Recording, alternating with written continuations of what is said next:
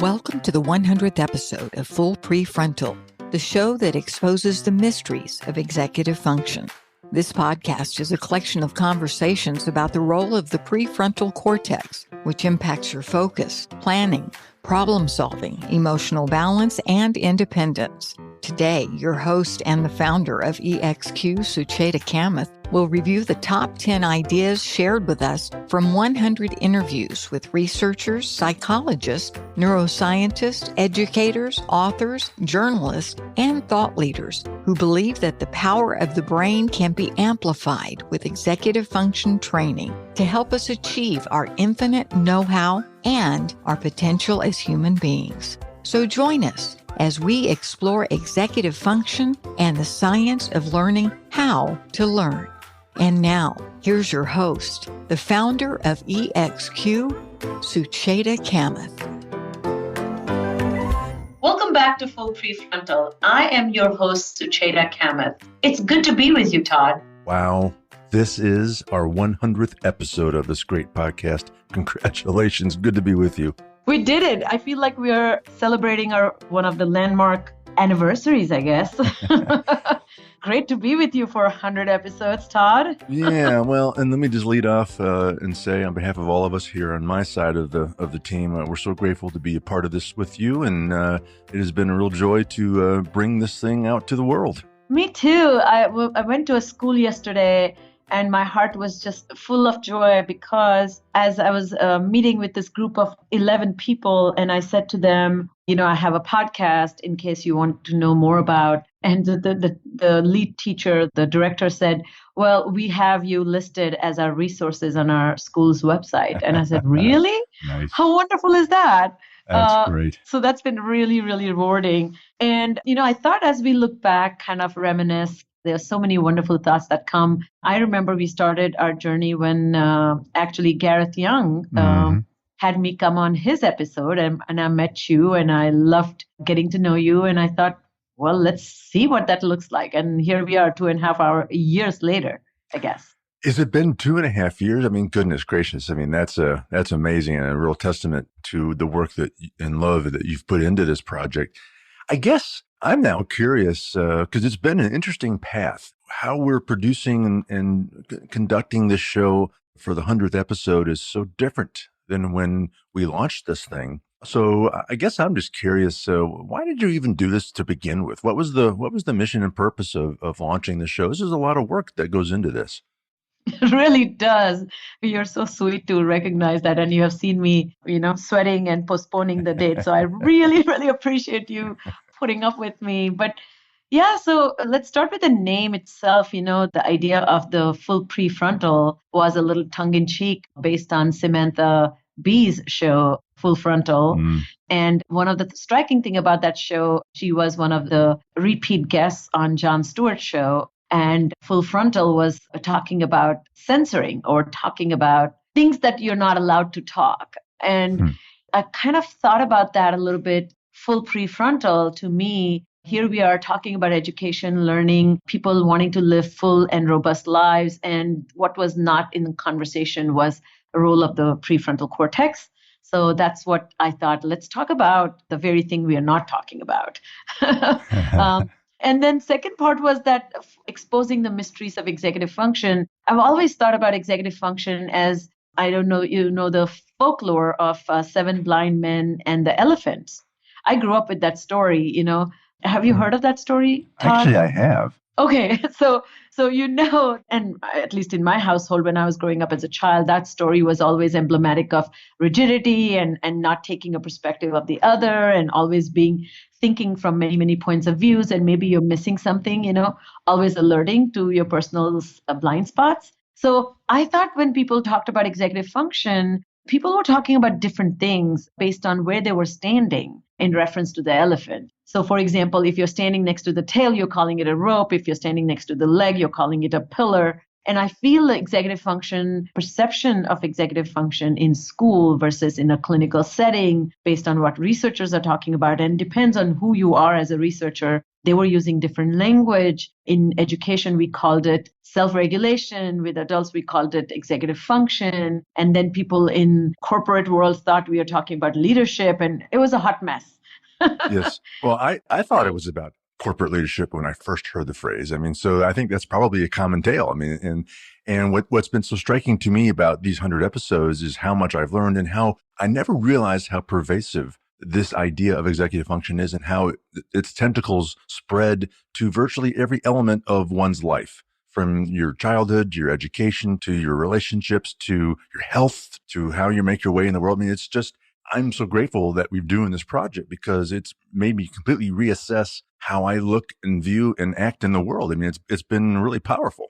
Well, thank you for saying that. I think that was the mission pretty much. When I started, I was really trying to Adele Diamond, a very well-known child executive function researcher, and she will be a guest in coming episodes. But she wrote this wonderful article that kind of summarized the transitions we have seen in the literature itself. And she has all the list of researchers that, its impact is seen in mental health, physical health, school readiness, job success, marital harmony, staying away from criminality, and then overall quality of life. And so if we are talking about such profound impact of these skills on so many aspects of life, and if we don't create a little hub where all these issues are discussed under one umbrella, it would be not wise. And that was my initial thought. And the second thing I was thinking about, Todd, is that when people tuned in, I wanted them to come to one place where they could hear researchers, neuroscientists, educators, learning experts, thought leaders, speech language pathologists, and clients.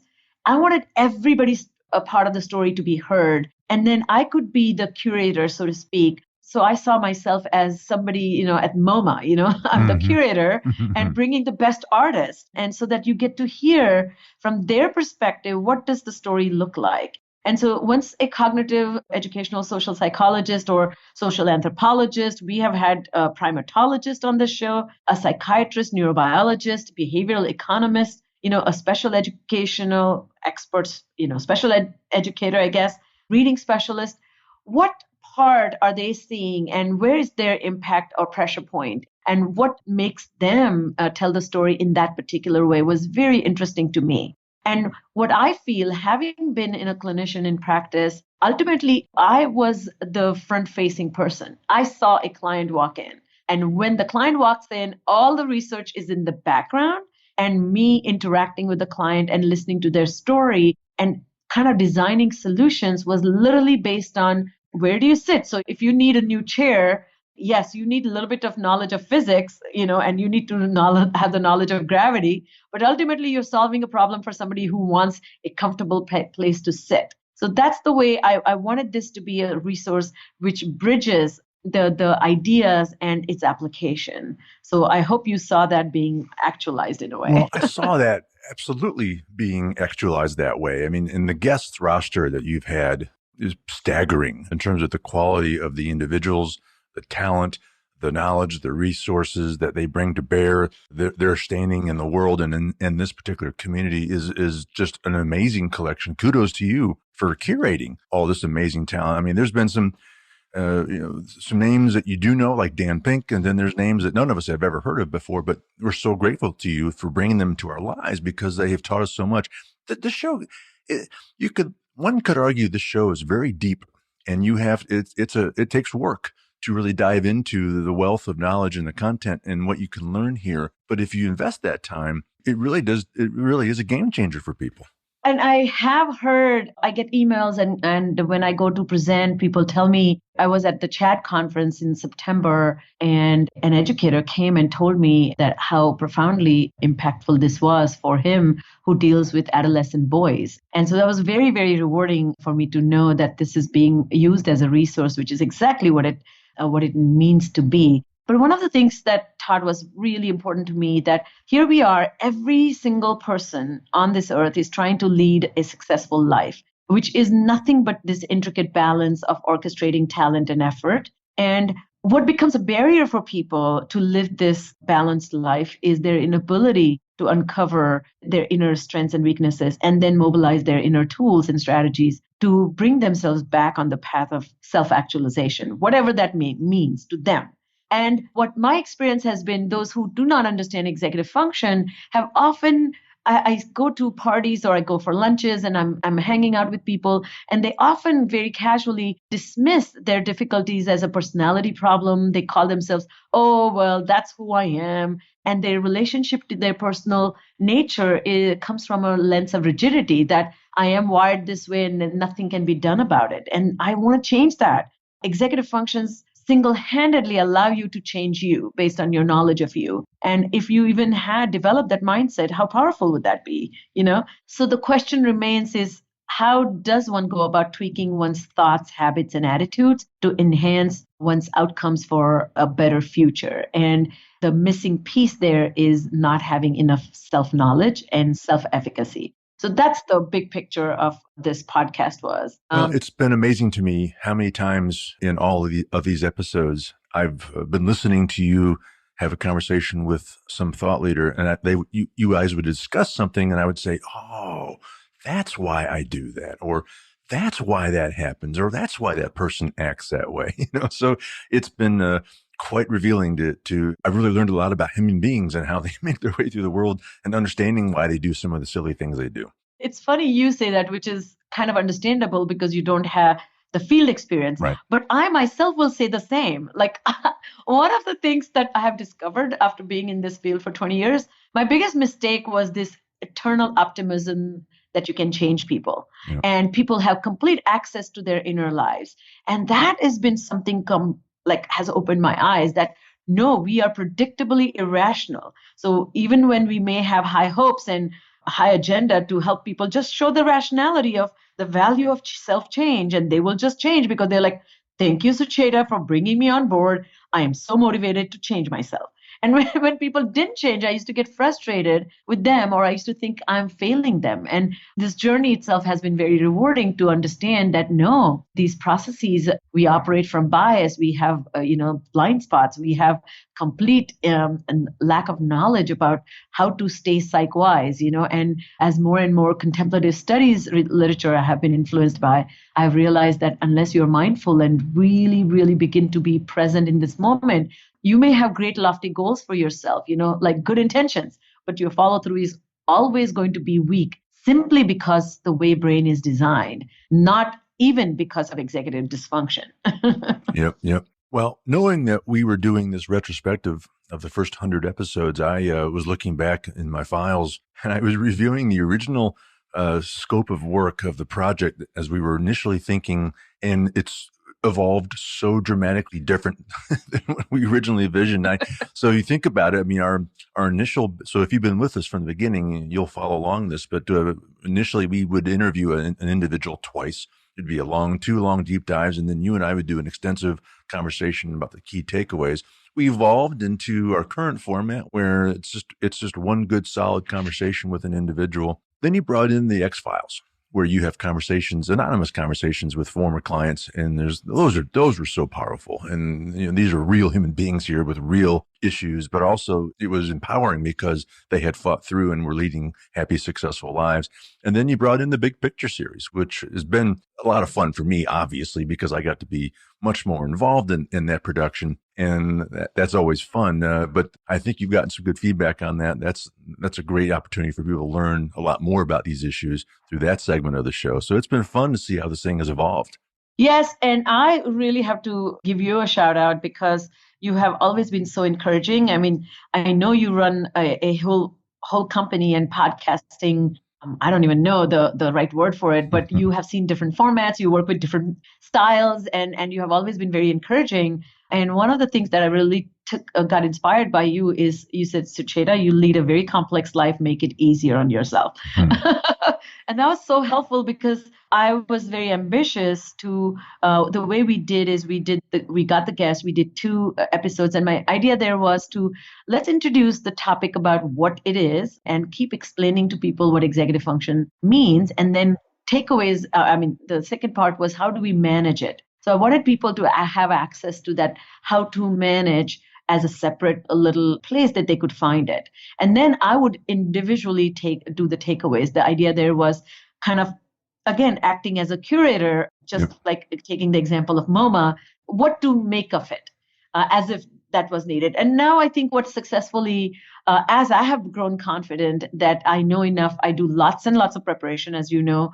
my reading list is endless. I, in fact, have maybe, 3 books a week that I read, which don't ask me how I manage that. And then I do a lot of note keeping. What has come handy, really, really handy, is I've had relationships with people over decades, at least a decade, that people, experts in the community where I have gone and heard them speak. I have always said hello to them, introduced myself. And this is a simple little tidbit that my parents taught has come handy, that, be social, be engaging. And if you love something, say it. Don't keep it to yourself. And because of that, I've been able to say to a guest that, hey, I met you in 2001 and I heard you speak and you signed my book. And, I challenged you about that. You said executive function cannot be treated or something like that. And then I've been able to reference to that effect. And that has been very helpful. But the other 2 points that you brought, the idea behind big picture was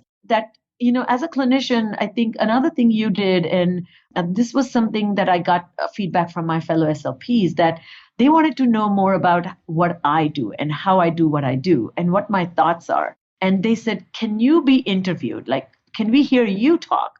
And then that gave me the idea about the big picture that, maybe we should tell people a little bit more about my perspective on a person who has expertise in executive function. And then the second part, you mentioned X-File. I never thought my clients would agree because of confidentiality, and all the work that we do is always private. And people see me at their most vulnerable states, and how comfortable would they feel? And I've been blown away by their courage and a genuine desire to just say, sure, I mean, if this will help somebody, I want to tell the story. And so that's what got the idea. And again, this is a very dated reference, but X, because we talk about executive function, EX is a common theme in my software that I've designed also has EXQ. So EX was also referencing to the old show called X-Files. I know, I love it. It's just supposed to be a horror show, but this is not. Well, the fact that your prior clients have agreed to come on out, they're kept anonymous, so we're not divulging a lot of personal stuff about them publicly, but the fact that they participate shows that their trust in you.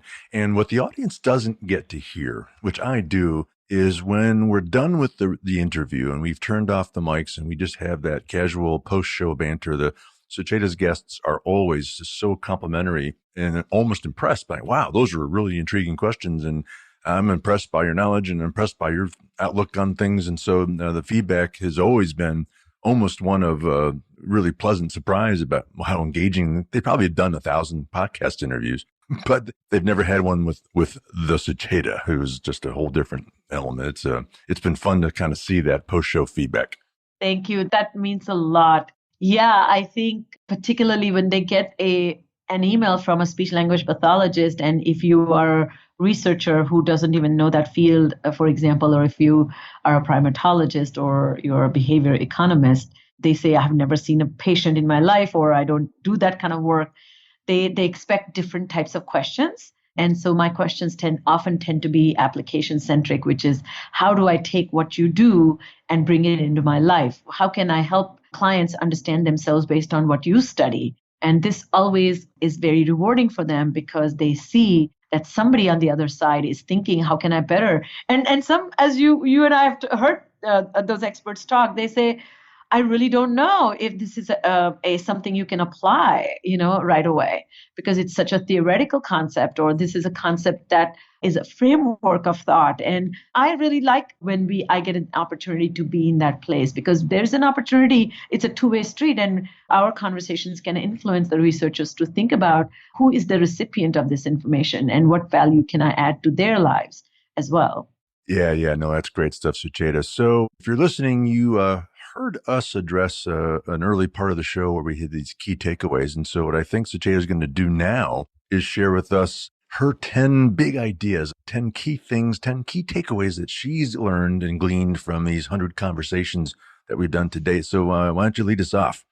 Yes. So for starters, my first big takeaway, the big idea that I have gathered from this experience is that executive function skills are those skills we use to control ourselves, to control our outcomes for the future. So it is what we do to ourselves so that life is better for us in the future. And this concept, the connectivity between the current self with the future self, is a really critical element of executive function. And this ability is really unique to humans and something that we should be very proud of, and something that is always in a state of evolution. Primarily because I like to imagine our future is like the Polaroid. In the iPhone context, many people who were born, I guess, before 2000 may know, but Polaroid has this unique quality of slowly developing in front of your eyes. And until it fully develops, you have to just patiently wait to see what the image looks like. Not like the iPhone that you take a picture instantaneously, you check it, you don't like it, you take another picture.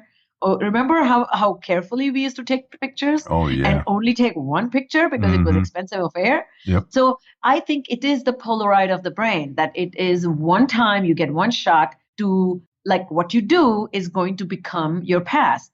And what you're about to do for the future is shaped by your knowledge of the past and your current self-control. So that's one idea that people need to think about when they think about executive function. We had Russell Barkley who talked about this, that executive function is your ability to control yourself, what you think, what you say, what you do, to get your goals taken care of. And these goals are always serving the future self.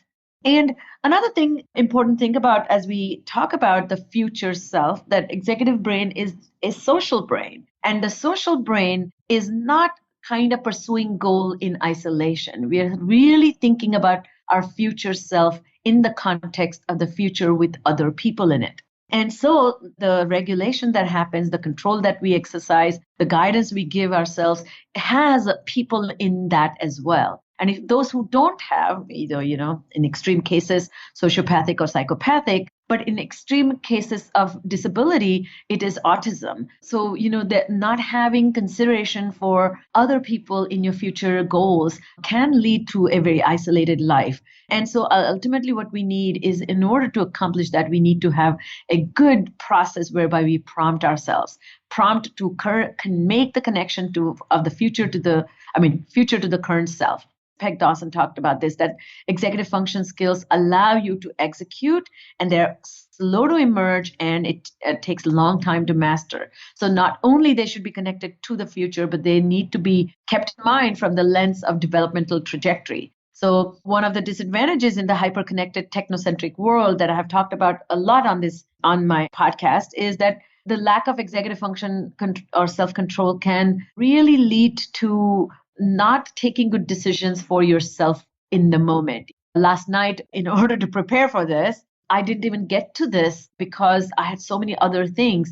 I just was not able to take care of those so many other things because they felt equally important. So even somebody like me who brags about her great executive function may not be able to exercise the greatness of those skills if I am stretched, stressed, or don't have sleep resources, haven't rejuvenated myself. And the last thing I'll talk about this first takeaway was that we heard time and again from experts, including Sam Goldstein, that executive function system is hard to define. But essentially, it is not a singular construct.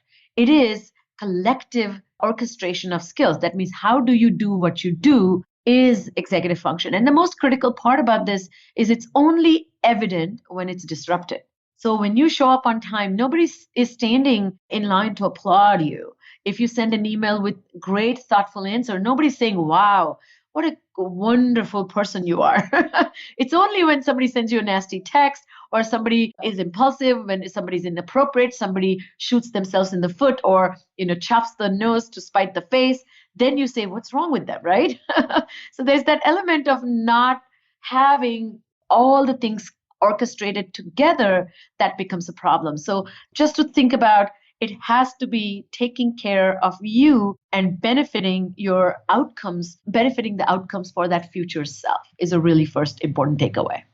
The second takeaway, that the brain has two systems, the top down and bottom up.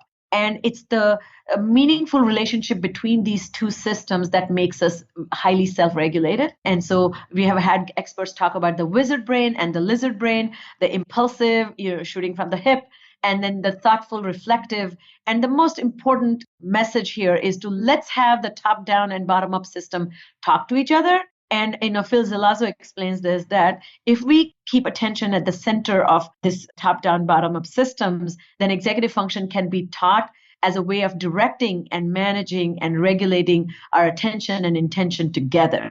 So one of the, we have had experts talk about the sweet spot where we are mindful and future-centric, and whatever we are doing is very intentional. That's when the top-down and bottom-up systems are communicating well with each other. The third big takeaway for me was at the heart of human evolution is the ability to inhibit. That means saying no more often than saying yes. And what I mean by that, not this positive movement that we have, just say yes to every opportunity, don't be a naysayer. I'm not talking about that. It's the brain's yes system in balance with the no system. So the no system in the brain is that inhibitory system. And Frans de Waal, the primatologist we had on the show, talked about that with grace and humility, only humans can inhibit the selfish and self-serving thoughts that they have. And that's what makes us aware that the whole universe is one family. All the differences between the two individuals are imaginary. And where do these thought processes come from is through this inhibitory system. And, Frans de Waal also talked about that morality is not a human invention. Rather, it's an old pre-existing capacity with which we express our empathy and concern, and we carefully take care of each other. But we wouldn't be doing that if we didn't inhibit selfish ways. Yeah, learning to say no was one of the most important skills I learned to develop that changed my life and made it bearable to get through it in a good way. So that's a really important takeaway. And quickly, what I'll add to that is the learning to say no, learning to say not now, and learning to say never. These are the variations of that theme. Yes. Yes. And so that's when we say no to the donut. That's when we say no to our interruptive thought, that when we want to, bombard another person with an idea, when if you just patiently waited, they could have said that idea themselves. It is also kind of asking an open-ended question and then meeting somebody who just not is a talkative person. And since they didn't answer, jumping into another question. So this is what makes us very patient, kind, loving. And as you said, in the greater scheme of life, it makes us better human beings because we are taking good decisions.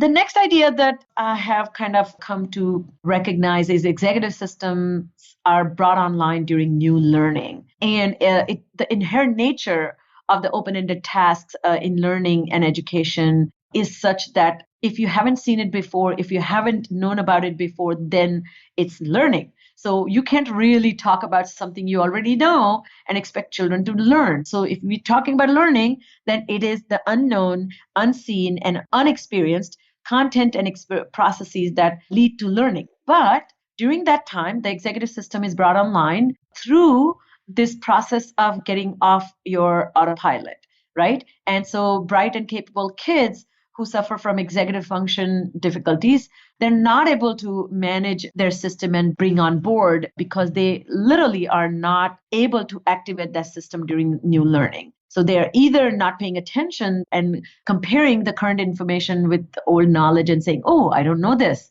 I should be paying attention. Or they're saying, oh, this is too hard, I can't do it, so giving up. Or they are finding that information irrelevant. So when you run into a lot of those roadblocks, then you can have problems. Lynn Meltzer talked about this, that educators need to recognize that working with that open-ended aspects of planning a task and completing new learning process by yourself is really, really hard. And it requires students to adapt and catch up with their own shortcomings and bridge those shortcomings with skills and strategies. So if that doesn't happen, then you're not going to progress. And finally, we had Marianne Brittingham who talked about that when you are doing new learning, you are learning also to deal with difficult people and challenges. And it is learning to do something with or without those roadblocks. And working in collaboration with other people is also part of new learning, because you are working with the unknown of how people react, how people behave, how people think. So that is also aspect of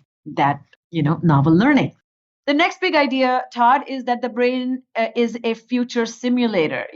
We had Hal Hershfield talk about the idea of the simulator, which allows you to envision the future, imagine self through continuation of time, and the prospect of bringing ease and comfort to that future pitiful self is having mercy on that future pitiful self by doing something for that future self now. So kind of creating some kind of pathway so that the future self is more successful, comforted, and taken care of is done through simulation. So simulation allows us to kind of imagine, am I doing this right? Is this going to help me in the future? Is this wise? All those filters that we apply to the future simulator allows us to see a disastrous outcome, or helps us see, oh my God, that will look really bad. If I don't have my poster ready, how would that look?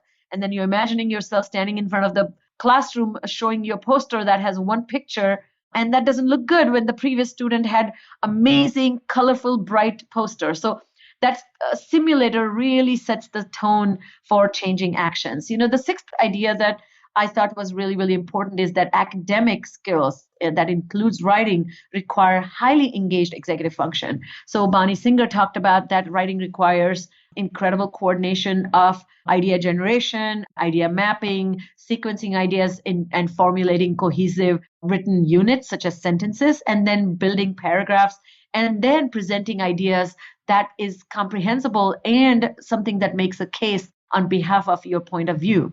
And doing all that requires lots of powerful mind tools. And some of us have them, but some of us need to cultivate them. So executive function will not automatically translate into good writing skills, because writing is a very intentionally learned skill.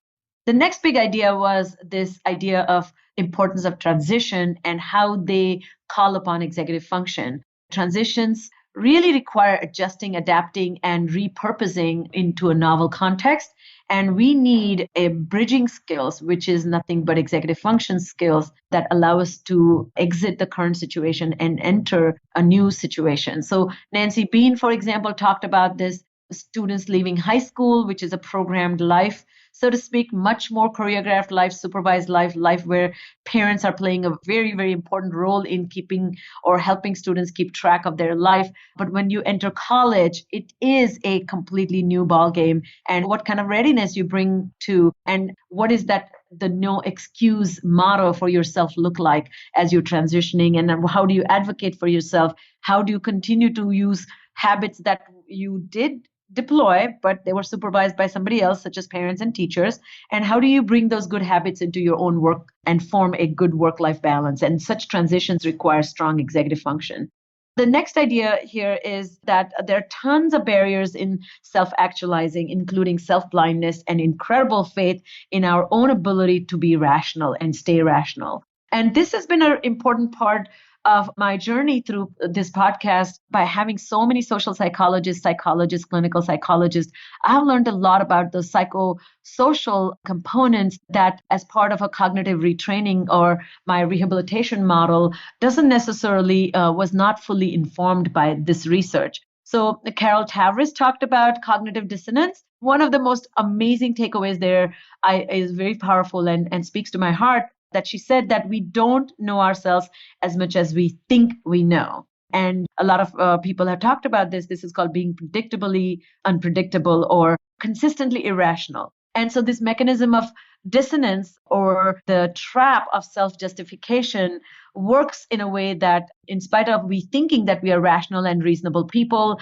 we have good ability to take sound decisions, we actually are mobilized by inner forces that we are blind to, and we are completely irrational and go rogue on ourselves. And and Franz Duval kind of supported that myth. He said humans, brag, and they think that they are far more superior than animals because of their rational capacity. But what they have completely no knowledge of, that how irrational they are. And then we have had Chris Chabris talk about 6 types of blind spots that we have to navigate on a daily basis. So finally, what takeaway there is that a part of our journey in self-awareness is to completely come to terms with that we will never be fully self-aware, and we will not have access to our ways and our motivations that drive us to take certain decisions. And hence what we need to do is kind of lean into the fact that, yeah, I was irrational. And so somebody says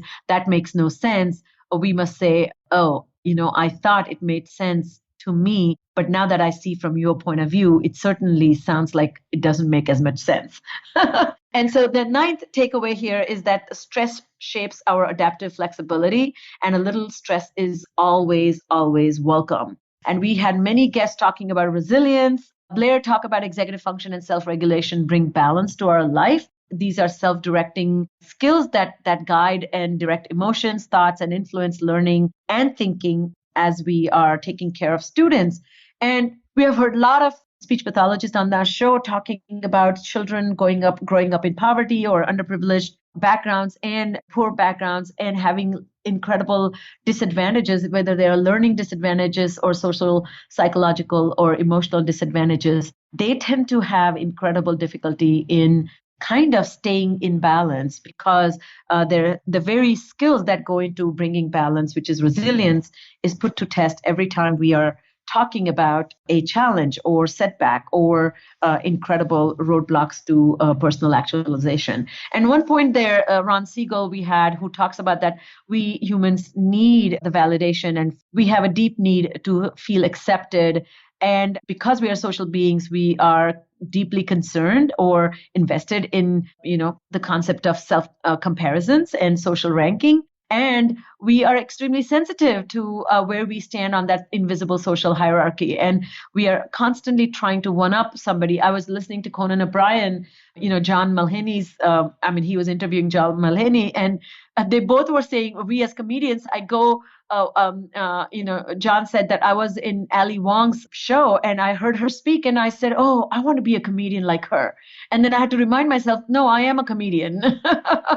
Maybe not like her, but I too am a comedian. And then Conan O'Brien said, as he was listening to John, and he was in the audience, and he said, ooh, I want to become a comedian like you. So this idea that when we meet excellence, when we see incredible skills and gifts of other people, we are deeply motivated for striving, but that striving, if it's not kept in check, can become a root of envy and deep sorrow and sadness and loneliness. And in that vein, we must master resilience and gather tools to become stress hardy. And we have heard many, many experts talk about that. Robert Brooks talked about this concept of being resilient doesn't mean, eradicating negative experiences and blocking adversities, but in fact, it means having a very powerful attitude and adjustment skills that will kind of bring that impact of stress, minimize the impact of the stress and make us stress hardy.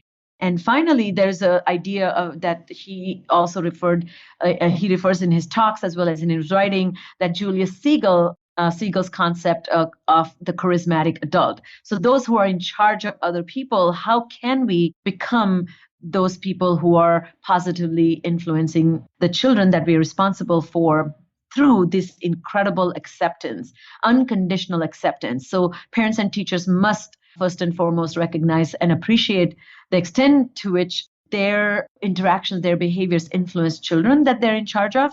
And I think really we need to kind of master this ability. And finally, we cannot really talk about executive function without this wonderful and amazing hopeful message that executive function skills can be cultivated, nurtured, strengthened, and put to test with carefully crafted activities by parents and educators on a daily basis. And, Phil Zelazo talks about this a lot. He was the scientist who studies the reflection science. So executive function skills are not just a byproduct of living a life, but they can be shaped into whatever we want them to be. And, he describes this as a sweet spot where we get off the autopilot and bring in the intentionality without the neuroticism associated with it.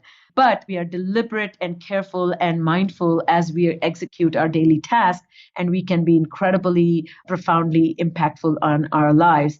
With that respect of how things can get better, we had a lot of experts talk about impact of practice, intentional learning, strategic thinking, Sam Goldstein talked about that educating children through schooling is only a modern phenomenon. We are learning, however, a lot that children will not learn how to learn simply by being exposed to educational opportunities. So we have to strategically teach how to be effective in learning and managing information, managing emotions as you're learning complex topics, and managing these desire to let go effort when things look boring or annoying. And those kinds of skills is going to be the foundation of a self-realized, self-actualized individual who is in harmony with the world and has wonderful tools and attitude and towards oneself's capacity to be fully actualized as a wonderful, decent human being. And in closing, I'll say this, Todd, that for me, one of the biggest message is we all need to become psych-wise. Dealing with people, helping them, one must understand human psychology, and we must deploy one's own psych-wise decision-making process. And psychologically wise, being that way means understanding that people are motivated by different things, and so are you. And do not have this complete bias towards yourself that you are amazing and you have good intentions and other people are misunderstanding you. No, what if you are blind to you? And that's my biggest takeaway, that we have to really, really work on solutions for the self-blind. And, I'm getting ready to present at, the Leadership Atlanta here in Atlanta. I finished, I was one of the graduates of the best class ever, 2015, and it's been 5 years. And as I look back, I have learned a lot from that about getting out of my own professional silo and being a contributing member to the larger society. And they're celebrating the 50th anniversary since the inception of this organization. And they invited people to submit one big idea that might transform the world or your community. And mine was chosen in the field of education. And my big idea is that we need to really, really draft tools and create support systems and methods and systems to help every learner to find a solution for self-blindness. So that's kind of the big takeaway for me, that intentional practices can actualize into intentional educational process. Wow. That was 2.5 years and 100 episodes encapsulated in just under 30 minutes. What a recap. And yes, I would agree. Those are the 10 big ideas of this show. It was interesting that you said, executive function is a skill that can be cultivated. And I feel like that you can almost group human beings into three buckets. There are those that do in fact work and concentrate and focus and do self-reflection and cultivate their executive function skills, thinking about their future self. There are those that do not. And then they wonder why they struggle through school, through work, through relationships, through life. And then there's the third grouping, those that cannot do it for some psychological reason. And that's why they come to people like you. Is that a fair way to group the human race in terms of executive function? Yes, that's such a beautiful way to think about that, Todd. That truly. All right. Wow. That left me breathless. What great material. And unfortunately, Sucheta, that's about all the time we have for today. I just want to say one last time, we're so grateful to be a part of this with you, and I'm grateful to be on the team here and to help bring these important learnings to our community and to your audience. And we're very much looking forward to the next 100. Thank you, Todd. This was a journey worth traveling, and I cannot believe we will continue. And I cannot wait to see what the future looks like. Thank you so much. We as well. And that's all the time we have for today. If you know of someone who might benefit from listening to today's podcast, a teacher, principal, coach, parent, or student, we would be most grateful if you would kindly forward it to them. So on behalf of your host, Sucheta Kamath, and all of us at EXQ, thanks for listening, and we look forward to seeing you again next week on Full PreFrontal. Thanks for listening to Full PreFrontal, exposing the mysteries of executive function. To contact your host, Sucheta Kamath, and learn more about her work on improving executive function, visit her website at exqinfiniteneknowhow.com. That's www.exqinfiniteneknowhow.com. Tune in next week for another informative episode of Full PreFrontal Podcast, hosted by the founder of EXQ, Sucheta Kamath.